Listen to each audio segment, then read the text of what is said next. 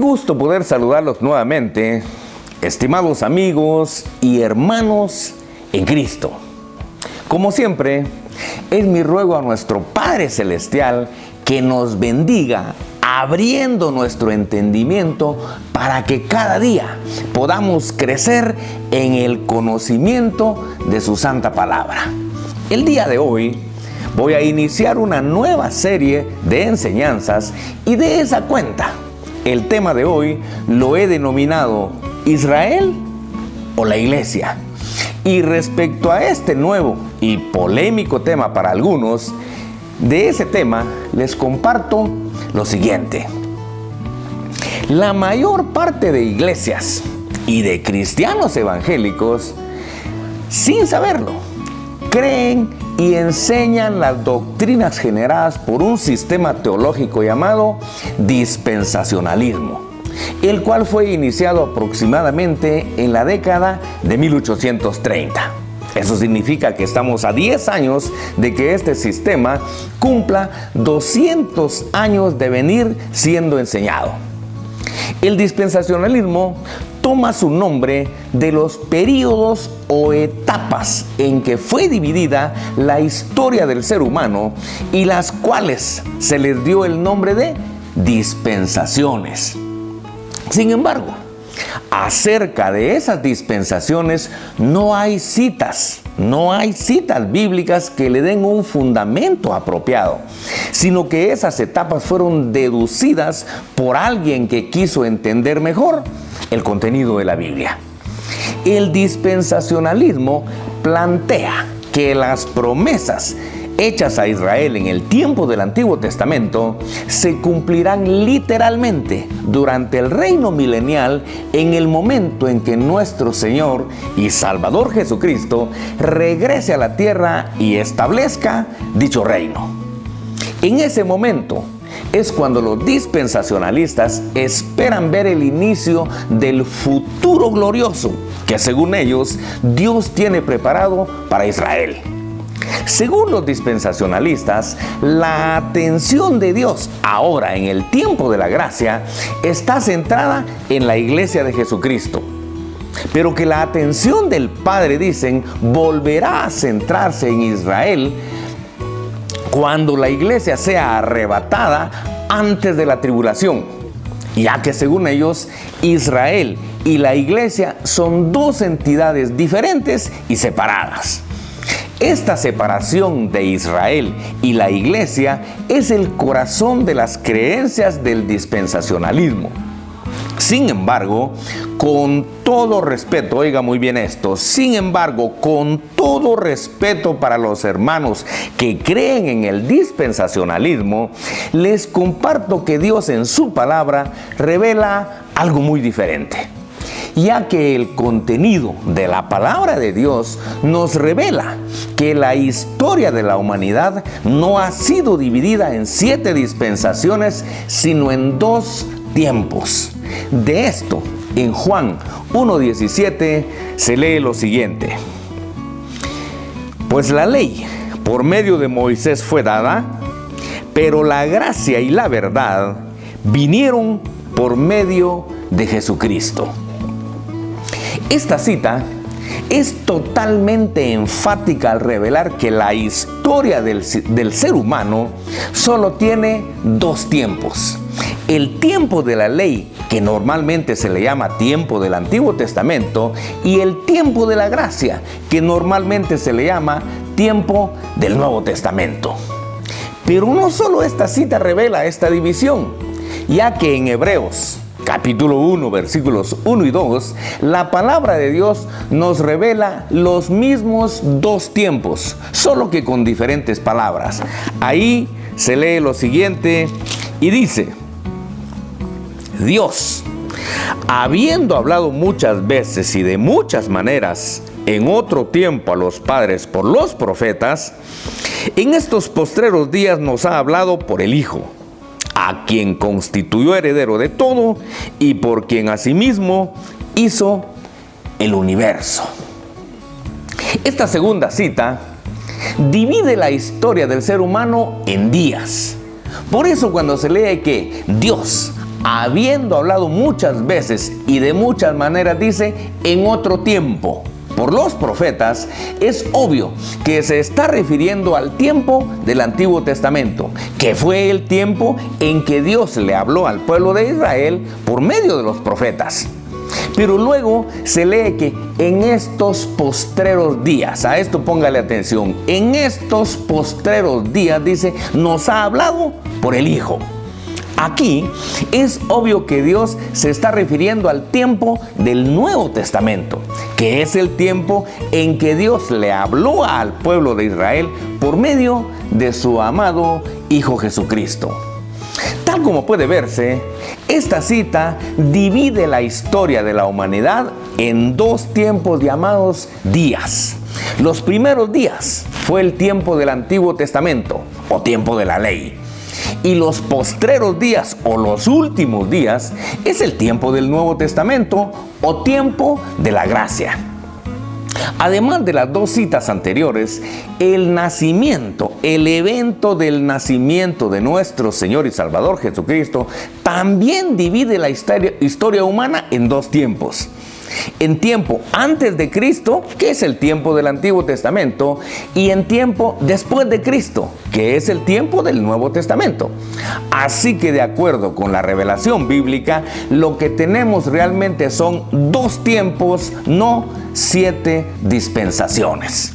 Además de lo anterior, respecto al pueblo de Dios, la Escritura revela que la nación de Israel oficialmente empezó a ser el pueblo de Dios cuando estaba frente al monte Sinaí, allá en el desierto. De ello, en Éxodo capítulo 19, versículos 7 y 8, se lee lo siguiente.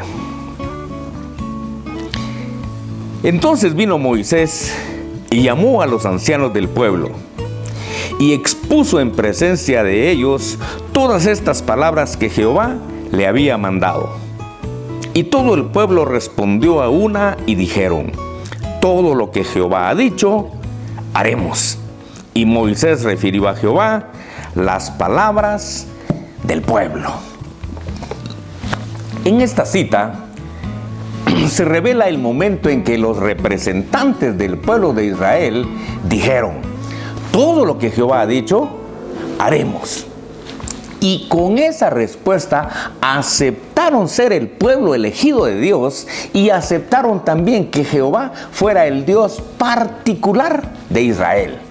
Entonces, oficialmente, desde este momento, Israel pasó a ser el pueblo elegido de Dios del tiempo del Antiguo Testamento que consta. Pero este era un pueblo material, un pueblo de Dios formado por hombres naturales y pecadores. Sin embargo, el pueblo que Jehová le ofreció a Abraham en Génesis 12 no era un pueblo material, sino un pueblo espiritual. A mi juicio, el error de la creencia de que Israel sigue siendo el pueblo de Dios a estas alturas se inició porque en Génesis 12:2 Jehová le prometió a Abraham convertirlo en una nación grande. Y para muchos cristianos, esa nación sigue siendo Israel. Sin embargo, en Juan 4:24, Jesucristo aclaró que Dios es espíritu y por tanto su pueblo tiene que ser un pueblo espiritual, no una nación material. Ese pueblo espiritual fue engendrado. Si usted no lo sabe, le comparto que ese pueblo espiritual fue engendrado la noche del domingo de resurrección, cuando Jesucristo se les apareció a los discípulos en el lugar donde estaban reunidos. De ello, en Juan capítulo 20, versículos 19 al 22, se lee lo siguiente y dice: cuando llegó la noche de aquel mismo día, el primero de la semana, estando las puertas cerradas en el lugar donde los discípulos estaban reunidos por miedo a los judíos, vino Jesús y puesto en medio de ellos, dijo: paz a vosotros. Y cuando les hubo dicho esto, les mostró las manos y el costado. Y los discípulos se regocijaron viendo al Señor. Entonces Jesús les dijo otra vez: paz a vosotros. Como me envió el Padre, así también yo os envío. Y habiendo dicho esto, sopló y les dijo: recibid el Espíritu Santo. En esta cita, primero que nada, al decir cuando llegó la noche de aquel mismo día, el primero de la semana, Juan se está refiriendo al domingo de resurrección. Y luego dice que esa noche, estando las puertas cerradas en el lugar donde los discípulos estaban reunidos, se apareció el Señor Jesús y puesto en medio de ellos, dice, los saludó. Y luego de haberlos saludado, les mostró las manos, dice, y el costado, y los discípulos se regocijaron al ver al Señor resucitado. Entonces el Señor les dijo: como me envió el Padre, así también yo los envío. Y habiendo dicho esto, sopló. Póngale atención a este verbo. Y habiendo dicho esto, dice, sopló. Y les dijo: recibid el Espíritu Santo. El hecho de que nuestro Señor Jesucristo soplara y les diera el Espíritu Santo a sus discípulos es la experiencia que muchos cristianos al día de hoy no han logrado entender, ya que la recepción del Espíritu Santo es o fue la experiencia que hizo que los discípulos del Señor pasaran de hombres naturales y pecadores a nuevas criaturas. Lo voy a repetir. La recepción del Espíritu Santo es la experiencia que hizo que los discípulos del Señor pasaran de hombres naturales y pecadores a nuevas criaturas. Con esto lo que estoy diciendo es que el domingo de resurrección por la noche y con la recepción del Espíritu Santo, los discípulos del Señor pasaron de ser hombres pecadores a ser los primeros hijos de Dios que hubo acá en la tierra después de Adán y Eva, y obviamente pasaron a ser los primeros integrantes de la iglesia de Jesucristo. Del mismo modo que en Génesis 2:7, en el momento en que Jehová sopló el aliento de vida, Adán se convirtió en el primer ser humano viviente. Asimismo, en el momento en que Jesucristo sopló y les dio el Espíritu Santo, los discípulos se convirtieron en los primeros hijos de Dios, ahora en el tiempo de la gracia.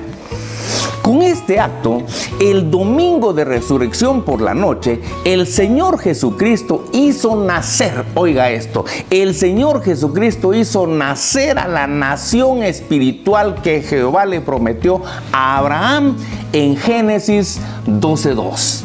Así que el pueblo de Dios ahora en el tiempo de la gracia ya no es el Estado de Israel, sino es la iglesia de Jesucristo. Usted y yo somos el pueblo de Dios y seguramente usted lo ha cantado más de alguna vez. Somos el pueblo de Dios, somos un pueblo especial, nacidos para anunciar las virtudes de aquel que nos llamó de las tinieblas a su luz. Claro, eso es la iglesia de Jesucristo, no el pueblo de Israel.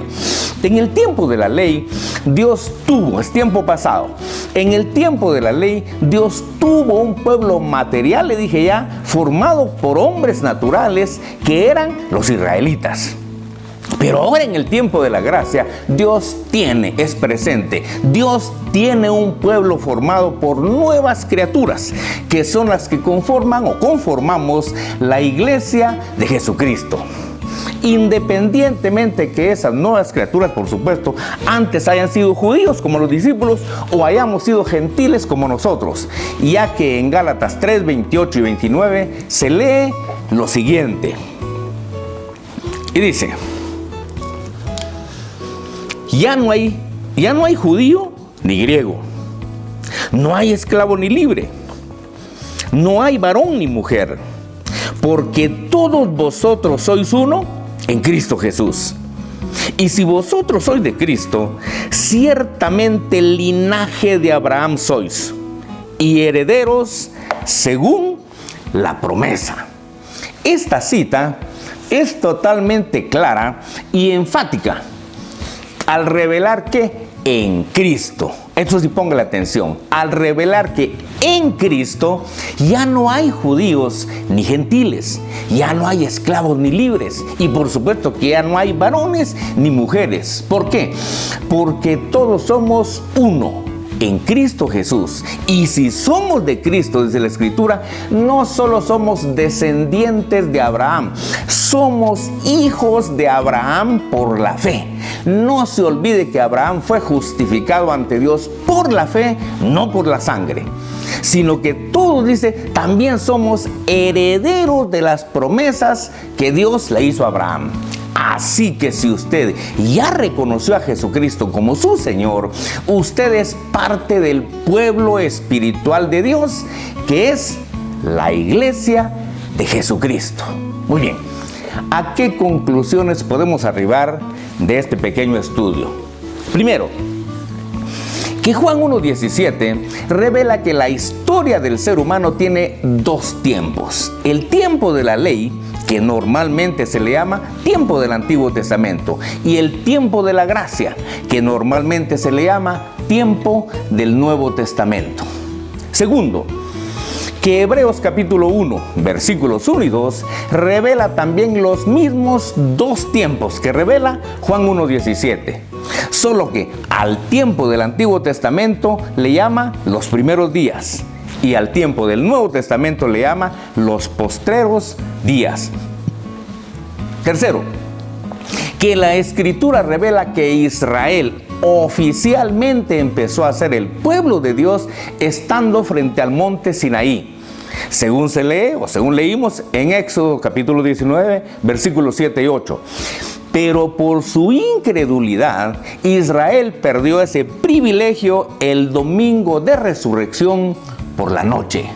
Cuarto, que en Juan 4:24, nuestro Señor Jesucristo aclaró que Dios es espíritu y por tanto su pueblo es un pueblo espiritual, no una nación material. Ese pueblo espiritual, según Juan capítulo 20, versículos 19 al 22, fue engendrado el domingo de resurrección por la noche, cuando nuestro Señor Jesucristo sopló, le dio el Espíritu Santo a sus discípulos. Quinto, que del mismo modo que en Génesis 2:7, en el momento en que Jehová sopló el aliento de vida, Adán se convirtió en el primer ser humano viviente, asimismo, en el momento en que Jesucristo sopló y les dio el Espíritu Santo, sus discípulos se convirtieron en los primeros hijos de Dios y en los primeros miembros israelitas de la iglesia, o Israel espiritual, como usted quiera llamarle. Sexto, que el domingo de resurrección, al darles el Espíritu Santo a sus discípulos, el Señor Jesús hizo nacer a la nación espiritual que Jehová le prometió a Abraham en Génesis 12:2. Así que el pueblo de Dios, ahora en el tiempo de la gracia, ya no es el Estado de Israel, sino somos nosotros. Es la iglesia de Jesucristo. Séptimo, que en el tiempo de la ley, Dios tuvo un pueblo material formado por hombres naturales y pecadores, que eran los israelitas. Pero ahora en el tiempo de la gracia, Dios tiene un pueblo espiritual formado por nuevas criaturas, que son las que conformamos la iglesia de Jesucristo, independientemente que antes hayan sido judíos o gentiles, según ya lo leímos en Gálatas 3:28 y 29, donde se revela que si estamos en Cristo, es decir, que si hemos reconocido a Jesucristo como nuestro Señor, linaje de Abraham somos, hijos de Abraham somos por la fe. Tenemos todo el derecho de decir nuestro padre Abraham. ¿Por qué? Porque Abraham fue justificado ante Dios por la fe, no por la sangre, lo cual significa que somos el verdadero pueblo de Dios y somos herederos de sus promesas. Muy bien. Con esto finalizo este interesante y seguramente polémico tema para algunos, pero le animo, y por eso le animo a que lo vea varias veces. y que analice detenidamente cada cita bíblica que fue utilizada. Si no se ha suscrito a este canal, le invito a que se suscriba para que cada lunes por la tarde le llegue un estudio como este. Y si Dios permite, nos vemos el próximo lunes.